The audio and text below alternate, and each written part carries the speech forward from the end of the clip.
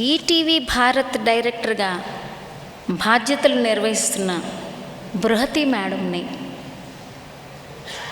వేదిక మీదకి రావాల్సిందిగా రిక్వెస్ట్ చేస్తున్నాను. బృహతి స్కూలింగ్ అంతా, విద్యాభ్యాసం అంతా హైదరాబాద్లో సాగింది. తర్వాత ఆమె అమెరికా వెళ్ళారు.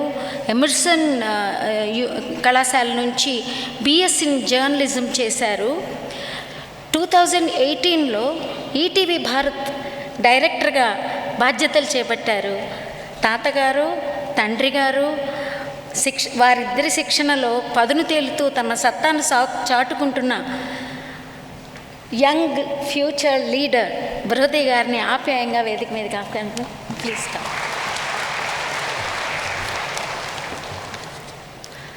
అందరికీ నమస్కారం అండి.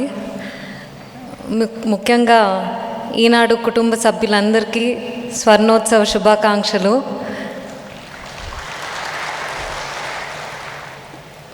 వేదిక మీద మాట్లాడిన పెద్దలందరూ ఈనాడు ఔన్నత్యం గురించి, ప్రజాహితం కోసం పోషించిన విభిన్న పాత్రల గురించి మాట్లాడారు. ఈనాడన్నా, తెలుగు భాష అన్నా, తెలుగు ప్రజలన్నా మన చైర్మన్ గారికి ఎంత ప్రాణమో చెప్పనవసరం లేదు. చైర్మన్ గారికి ఆయన మానసపుత్రిక ఈనాడుతో ఉన్న అనుబంధాన్ని దగ్గర నుంచి చూడగలిగిన అదృష్టవంతుల్లో నేను ఒకరిదాన్ని. రామోజీ గ్రూప్ ఈనాడు కుటుంబంలో భాగం అవ్వడం మనం అందరం గర్విస్తాము. ఈనాడు ఇంపాక్ట్ కథనాల వలన ప్రజలకు కలిగే మేలును చూసినప్పుడల్లా ఎంత సంతృప్తినిస్తుందో మనందరికీ తెలుసు. ఈనాడు ఒక మహావృక్షం. ఈనాడు అంటే ధైర్యం, ఈనాడంటే నమ్మకం.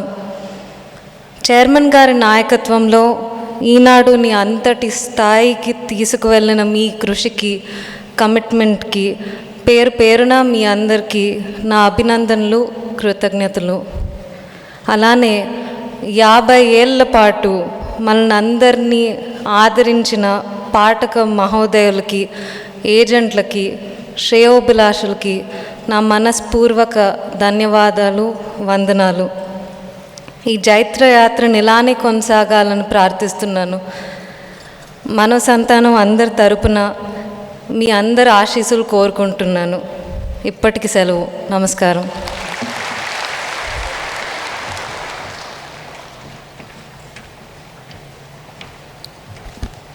థ్యాంక్ యూ బృహతమ్మ. మీరు కోరినట్లు ఈనాడు జైత్రయాత్ర తప్పకుండా కొనసాగుతుందని చెప్పేసి మా ఈనాడు సంస్థ సభ్యులందరి తరపున మాటిస్తున్నాము.